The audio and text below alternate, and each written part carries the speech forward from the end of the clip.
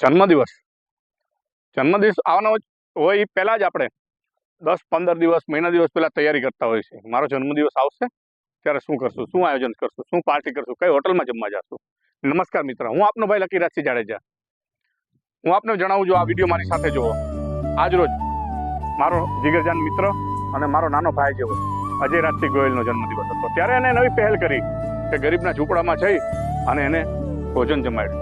જે ભોજન જમાડે, પણ આપણો જન્મદિવસ કોઈ આપણા અંગત મહેમાન કે આપણા મિત્રો કે આપણો પરિવાર યાદ રાખે એવું નહીં, પણ ગરીબ માણસો પણ યાદ રાખે. ભગવાને તમને જે યથાશક્તિ આપી હોય એ પ્રમાણે જમાડો. એક વ્યક્તિને પણ જમાડો, 5 વ્યક્તિને પણ જમાડો, જે યથાશક્તિ જમાડો.